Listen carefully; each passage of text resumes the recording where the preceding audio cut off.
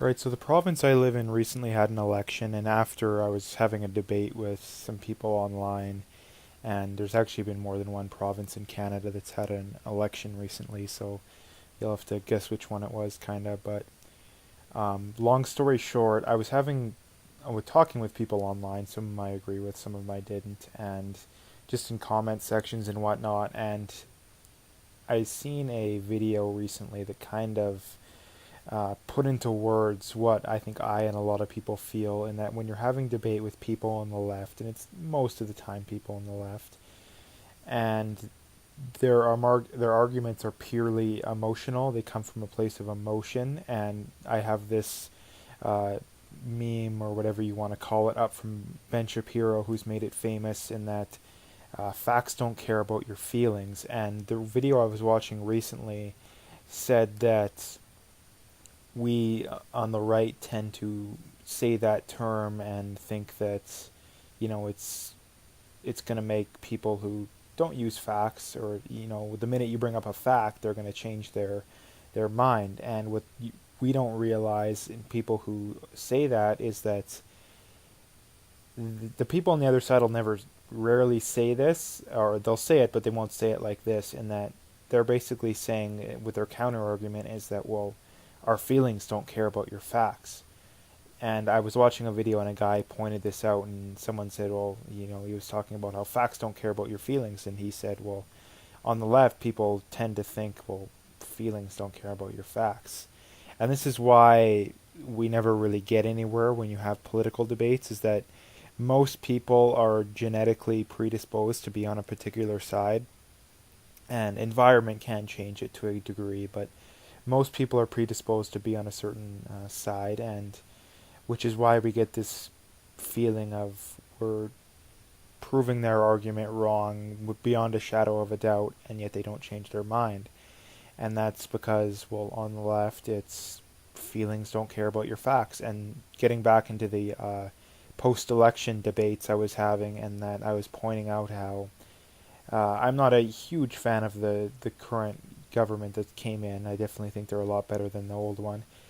Um, and that's these people, like, I would bring up, basic arguments, how the province is in way, way, way more debt than we were, pre the old government that got booted out, and that we have hundreds of thousands of people unemployed. Unemployment's way up. Um, I was pointing out how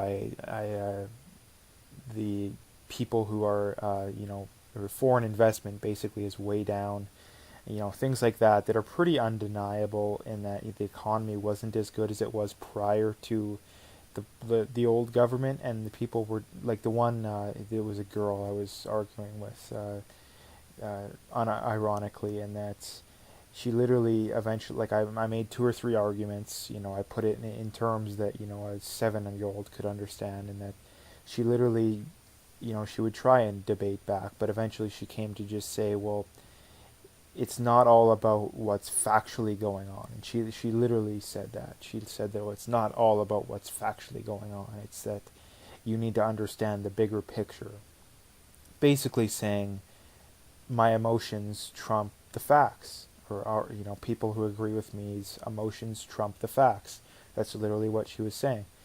And that that's something that's the main reason why we can't make much progress when it comes to debating with people, because most people are predisposed to be one way or the other. There's such a small amount of people whose minds are actually open to be changed, that it's very small. It's very small. And the problem is that there's a lot of subgroups as well, even within sides. Like, not everyone's on the right or on the left. I think on the right it's a little bit bigger, in that you have your traditional conservatives, you have your libertarians, you have your anarchists, you have the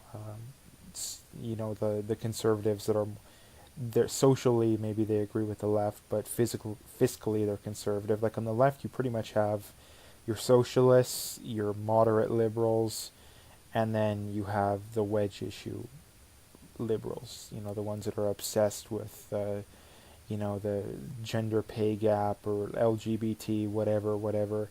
Uh, but on the like it's definitely different. Both sides I'd say relatively have a similar amount. The difference is I think that there's a little more infighting on the right, in that most libertarians, for example, never in a million years will vote for a mainstream conservative.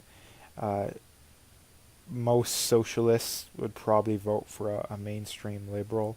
Like if Joe Biden is the candidate for the Democrats, I guarantee you most of the Bernie Sanders, Elizabeth Warren kind of people, they'll vote Joe Biden. Um, we have in Canada Maxime Bernier, who's I think going to generate a decent amount of the vote, and I think that a lot of a higher percentage of the Maxime Bernier supporters, if there was no Maxime Bernier, wouldn't vote compared to percentage of the Bernie Sanders supporters compared to the Joe Biden and whatnot, if you understand what that means. And getting back into the facts don't care about your feelings, um, that's something that's really hard, and that the solution to the problem is you stop talking to those people. Like I know everyone has people that they probably know like that, and my suggestion would be is that you spend as little amount of time around them as possible. That the only way we're going to make headway in political discussions nowadays is to ostracize people. It's the only way. The left is doing that through social media censorship, and people say, well, it's only fringe people who disagree with that. Um, that's not true. I think anybody who knows what they're talking about is going to do that. I mean, the left strongly, strongly believes in this. And I know a lot of people will deny that, but like I said, social media censorship, what is that? It's ostracism. It's saying, well, if you disagree with us, we're not going to associate you with you. Not only that, we're going to force people not to associate with you. And, studies have been done saying that um, in war or in battle, maybe not necessarily like physical war or battle, more in the political realm, the group with the strongest in-group preference wins almost every time. And that's why the left is so often alienating white men, alienating whites as a whole, and that they're a group that pretty consistently, probably 60 to 70%. In white men, it's probably 80 to 90%, maybe not quite, but probably 75, 80, are not on the left. So they want to alienate them as much as they can. They want to ostracize as much as they can, which is why they have this big push for, diversity hiring, diversity this, diversity that. And what is that? It's ostracism. Um, and it tends to be people on the right who are so reluctant to do this because they've been guilted into not wanting to do this. And one of the best ways to win a political, long haul debate is through through holding the other, or forcing the other side to be held to a higher standard than you're going to hold yourself. And that's exactly what the left is doing, in that they're wanting to hold the right to a much higher standard than the left. Look at that. You can look at that with Donald Trump. You can look at that with the upcoming Canadian elections. Justin Trudeau using the guilt by association card, even though he has a very questionable guilt by association card